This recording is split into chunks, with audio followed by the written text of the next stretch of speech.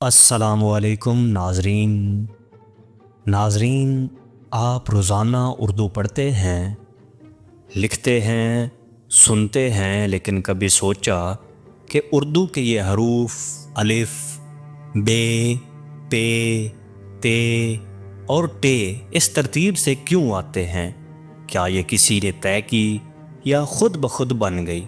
آج کی قدیم داستان میں ہم جانیں گے اردو حروف تہجی کی وہ کہانی جو صدیوں پر محیط ہے۔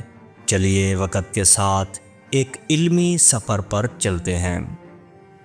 ناظرین، اردو کوئی ایک دن میں پیدا ہونے والی زبان نہیں تھی، یہ کئی زبانوں کے میل سے بنی، عربی، فارسی، ترکی، ہندی اور سنسکرت، اور بن گئی ایک دلکش اور مکمل زبان اردو۔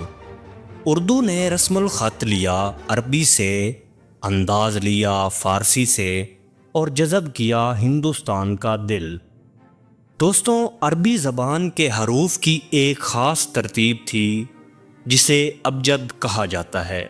یہ ترتیب تھی الف، بے، جیم، دال، ہے، واو، زے، ہے، توئیں اور چھوٹی یہ ترتیب ریاضی اور حسابی کاموں میں بھی استعمال ہوتی تھی، جیسے الف 1، بے 2، جیم 3، اور اسے ابجد قمری بھی کہا جاتا ہے۔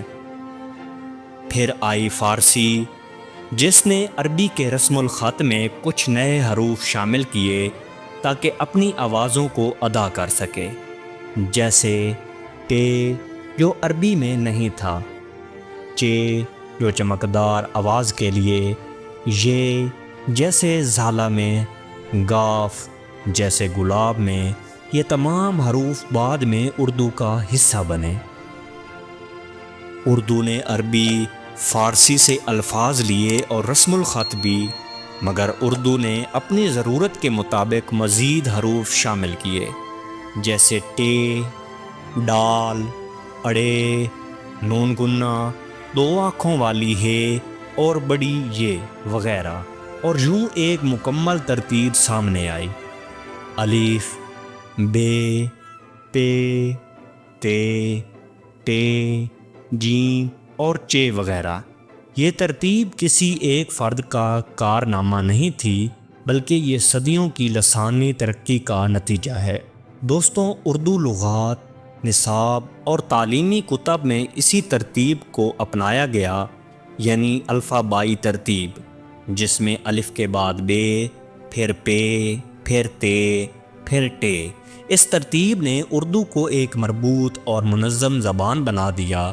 تو اب جب بھی آپ الف، بے، پے، تے کہیں تو یاد رکھیں کہ یہ ترتیب کسی اتفاق کا نتیجہ نہیں، بلکہ ایک تاریخی داستان ہے۔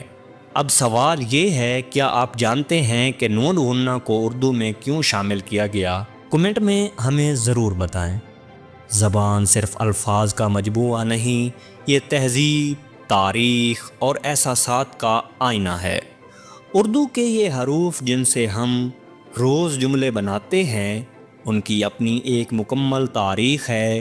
اس لیے قدیم داستان آپ کے لیے لاتا ہے وہ باتیں جو وقت کی دھند میں چھپ گئی تھیں۔ اگلی قسط میں جانیں گے اردو کے چند ایسے الفاظ کی کہانی جو عربی سے آئے، مگر اردو نے انہیں نیا رنگ دیا۔